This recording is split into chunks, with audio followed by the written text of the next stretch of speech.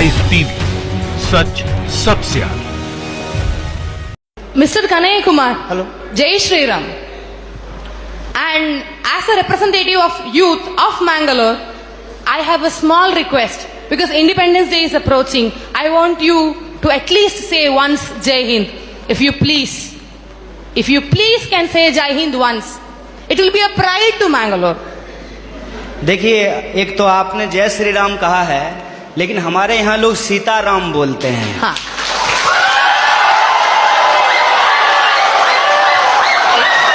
सीताराम।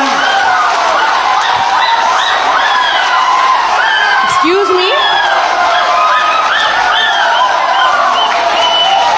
आप लोग सीताराम भी बोलो, ये लोग इनखिलाफ जिंदाबाद बोलेगा, पर मेरा एक ही क्वेश्चन है आपके पास।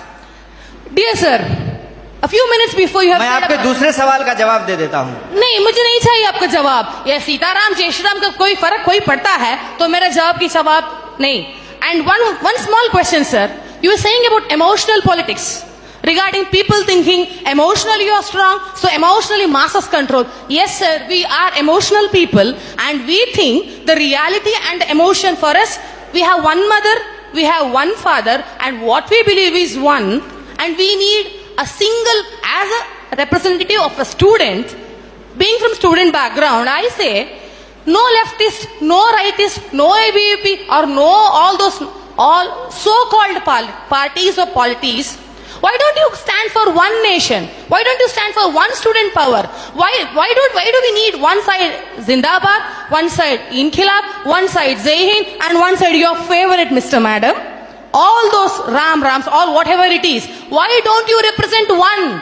Why don't you represent one India? Why don't you represent one unity? Why don't you give us a single policy rather than saying all these what you have said with the due respects for you, with due respects for your PhD? Why don't you please respect and please propose one unity and one topic saying which is uniting the entire country so that the topic says youth is in the crossroad. And my dear sir, yes, youth is in the crossroad, but we are having set our eyes on the goals and we are on our path. Why don't you please say one policy for entire country?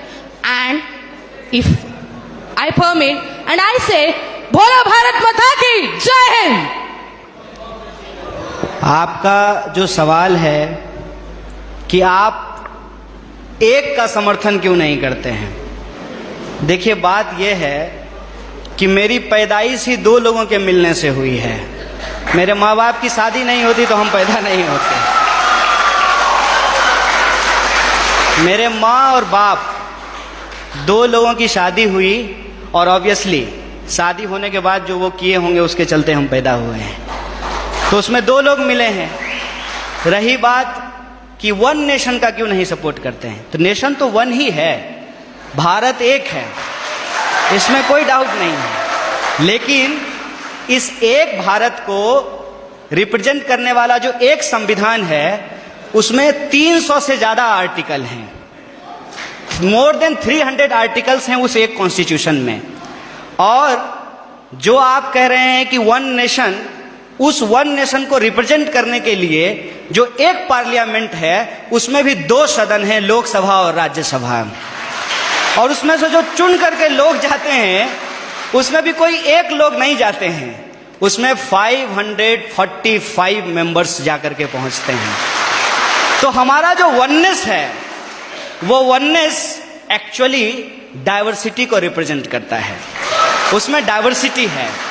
और आपने जो सवाल पूछा जय श्री राम आप बोलिए, ये आपकी आज़ादी है, आप जय श्री राम बोलिए, जय हनुमान बोलिए, आपको जो बोलना है बोलिए, क्योंकि इस बात को बोलने की इजाज़त हमको हमारा संविधान देता है।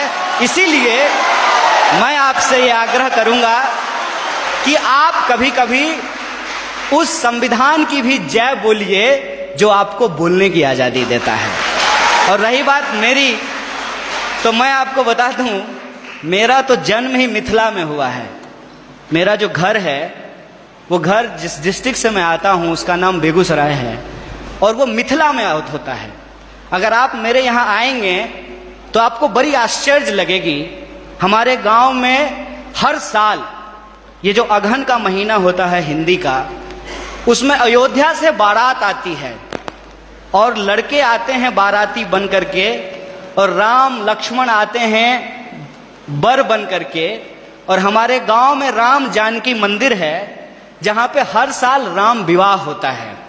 और मैं मजेदार बात आपको बताता हूं, मिथिला के जो लोग होते हैं वो राम जी को गाली देते हैं। पता है क्यों? क्योंकि मिथिला राम जी का ससुराल है और इस लिहाज से वो राम जी का को मजाक करते हैं। हमारी संस्कृति में जब शादी ब्याह होता है तो जो बारात आती है तो बारातियों को सारातियों के द्वारा गालियां सुनाई जाती है, उनको गालियां दिया जाता है। जब आप हमारे यहां आएंगे तो आपको बड़ा आश्चर्य लगेगा कि राम जो भगवान हैं उनको स्वागत में लोग गालियां दे रहे हैं। ये हमारा ट्रेडिशन है। और हम जिस संस्कृति जिस कल्चर में पले बढ़े हैं वहां कभी भी किसी भी भगवान को अकेले नहीं याद किया जाता है। आपने कहा ना वननेस, उनको अकेले नहीं याद किया जाता है। हमेशा राम को सीता के साथ और राधा को कृष्ण के साथ याद किया जाता है। ये हमारी परंपरा रही है। ये बड़ी आश्चर्य की बात है कि आप यूथ हैं और जो है मैं तो पीएचडी कर लिया और मैं उम्मीद करता हूं कि आप भी पीएचडी कर पाएं।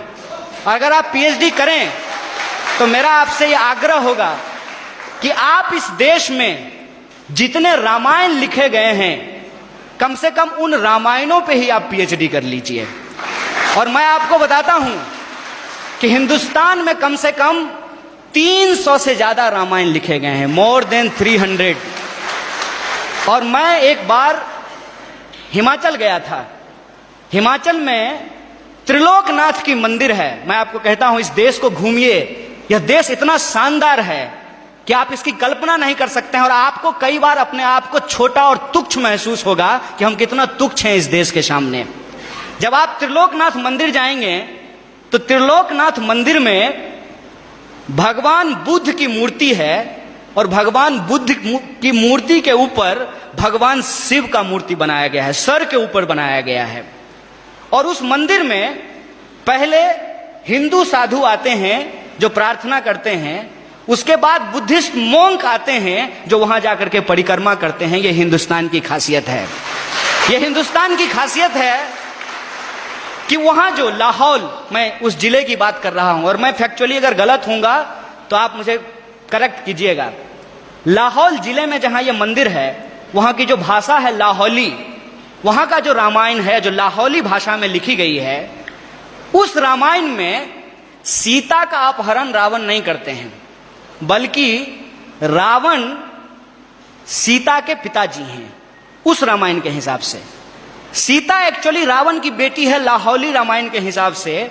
और राम ने प्रेम विवाह करके सीता से शादी कर ली, इसलिए रावण और राम का युद्ध होता है। यह हिंदुस्तान की खासियत है। देखिए, आई डोंट नो कि आपको किसने और क्यों दिमाग में इन चीजों को डाला है, लेकिन मैं आपको कहता हूं कि इस देश में जो लोग पैदा हुए हैं उनके लिए इससे ज्यादा गौरव की बात नहीं हो सकती है। अगर आप हिमाचल जाएंगे तो आपको महसूस होगा कि आप स्विट्जरलैंड में हैं, और अगर आप मैंगलोर और गोवा के बीच पे सोएंगे तो आपको लगेगा जैसे मियामी के बीच पे लेटे हुए हैं। अगर आप इस देश के मैदानों में घूमेंगे तो आपको लगेगा कि ये अमेरिका के उस ग्रीन मैदान से भी ज्यादा बड़ा मैदान है। अगर आप दक्षिण के पठारों में घूमेंगे तो इसकी अपनी एक खास बात है। अगर आप छोटा नागपुर के पठारों में घूमेंगे तो वह खनिज संसाधनों से भरा हुआ है। मैं आपसे यही कहना चाहता हूं, आपका देश आपका है, जैसे आपकी मां आपकी है। और आप अपनी मां से यदि प्यार करते हैं तो यह आपका निजी मामला है। लेकिन जब आप रोड पे चल रहे हो, कोई आए कोई भी रंग का झंडा लेकर के और कोई भी नारा लगा करके, चाहे वो इनकलाब जिंदाबाद बोले या जय श्री राम बोले, वो नारा लगा करके, वो झंडा दिखा करके आपसे कहे कि तुम अपनी मां से प्यार करते हो, जरा करके दिखाओ, तो आपका क्या जवाब होगा? यह देश हमारा है, इस देश से हम प्यार करते हैं। और हमारे लिए, इस बात को याद कीजिएगा, हमारे